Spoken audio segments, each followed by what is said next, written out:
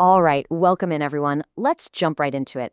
Today's explainer is your absolute ultimate roadmap for mastering the 2025-2026 Class 12 English Core Curriculum.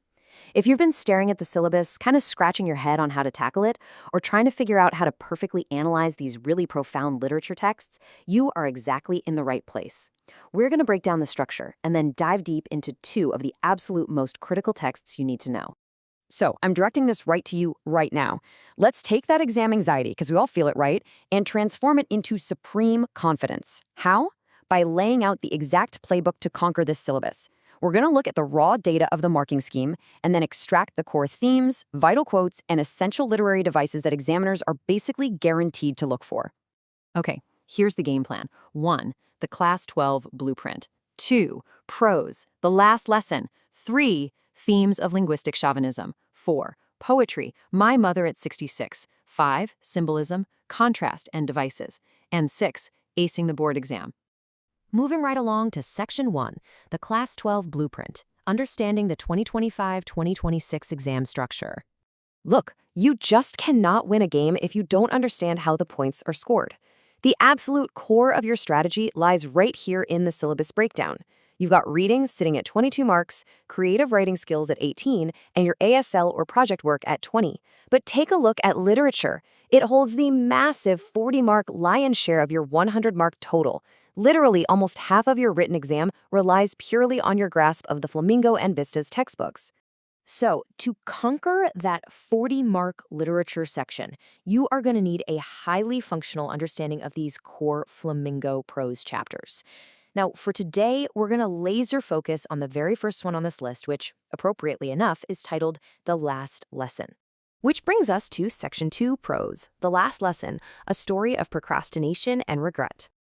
Our story drops us right into the Franco-Prussian War. The French districts of Alsace and Lorraine have just been annexed by Prussia, and this unexpected order from Berlin changes a quiet French classroom literally forever. Now, what's fascinating is the stark contrast in our two main characters once they realize it is their absolute final day to study French. We start with Franz. He's this carefree kid, loves playing outdoors, kind of hates studying.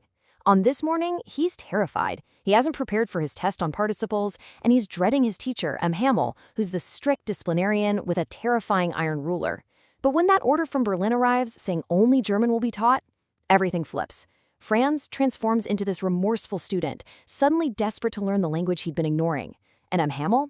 He goes from being a cranky taskmaster to a completely dedicated, heartbroken patriot, dressed up in his beautiful green coat, frilled shirt, and black silk cap, clothes he usually only ever wears for inspection and prize days. And this is the exact moment everything changes.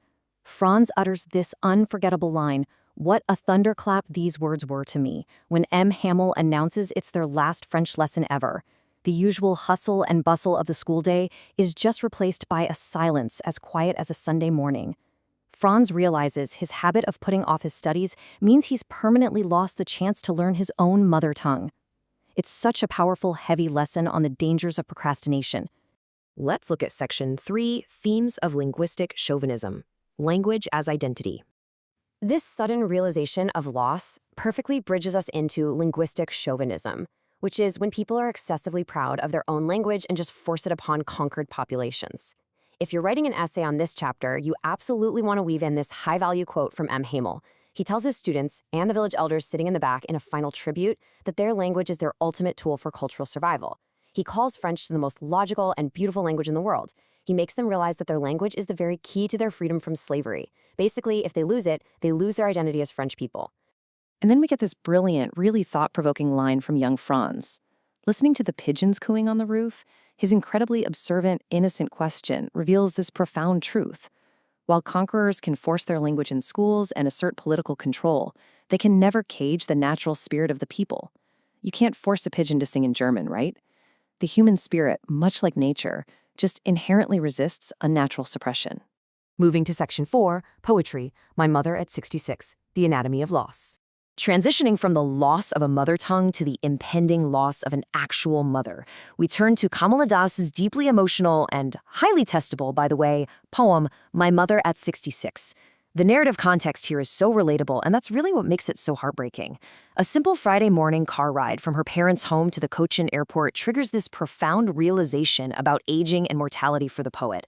Just as Franz realized way too late what he was losing in his classroom, the poet is suddenly struck by the painful reality that time with her aging parent is rapidly fading. She glances at her mother dozing beside her, and boom, her childhood fear of separation just comes rushing right back. Let's break down Section 5, Symbolism, Contrast, and Devices. Inside versus outside. To truly nail this poem for your exams, we really need to analyze how Kamala Das uses striking visual contrasts to amplify her internal pain. I'm telling you, examiners love asking about these contrasting images. So let's look at the setup. Inside the car, the atmosphere is quiet. It's painful. It's heavily burdened by aging. Her mother is dozing, open-mouthed, her face ashen and kind of smoky in color. But then, to distract herself from this painful realization, the poet looks out the window. Outside the car, the world is lively, energetic, full of youth. She sees young trees sprinting and merry children spilling out of their homes. It is this relentless vitality of youth rushing past outside, acting as a really harsh contrast to the stillness and approaching death inside the vehicle. Now pay close attention here. When you are asked to deconstruct her poetic devices on the board exam, knowing your similes will absolutely guarantee you high marks. Just as a quick refresher, a simile is a literary device that compares two different things using the words like or as to create a really vivid description. These two specific similes are absolute non-negotiables for your prep. First, she describes her mother's face as ashen, like that of a corpse. This physically equates her mother's pale gray face to lifelessness, literally bringing the horror of death right into the passenger seat. Later, at the airport security check, she looks back at her mother and describes her as pale as a late winter's moon. Why a late winter's moon? Well, in winter, the moon is often obscured by mist and fog, lacking its usual brightness and strength. It so beautifully maps the physical frailty of her aging mother right onto elements of nature. But how does the poem actually end? With a really poignant cover-up. The poet writes, "All I said was, 'See you soon, Amma.' All I did was smile and smile and smile." Despite feeling that old familiar ache of childhood fear, the absolute terror of losing her mother, the poet masks her devastation. She uses this repetitive, fake smile to project optimism, essentially hiding her tears so she doesn't create a painful environment for her mother's departure. Finally, Section 6, Acing the Board Exam. Bringing it all together. Okay, let's wrap up this explainer by taking all these literary threads and weaving them into an actionable exam strategy. How do you take what we just talked about and turn it into full marks? Here is your checklist. First, always ground your study time remembering that literature is worth 40 marks. Give it the respect it actually deserves. Second, if you get a long answer question, look for opportunities to compare overarching themes. By connecting the themes of procrastination and sudden loss from the last lesson with the sudden realization of fleeting time in My Mother at 66, your analytical answers are going to be absolutely top tier. Contrast the characters, like Franz and M. Hamel, and contrast the visual settings, like the inside and outside of Kamala Das's car. Memorize those high-value quotes about the key to their prison, and clearly identify those specific similes about the corpse and the winter's moon. I'm going to leave you with this final provocative thought to guide your preparation. Franz realized the value of his language way too late. Kamala Das realized the fading time with her mother. So what will you realize the value of before the final bell rings? Don't let procrastination be your downfall. Take a lesson from Franz. Don't wait for a thunderclap to wake you up. Value your study time right now, structure your learning with the concepts we covered today, and you are absolutely going to ace that exam. Keep focusing, keep learning, and I'll catch you in the next explainer.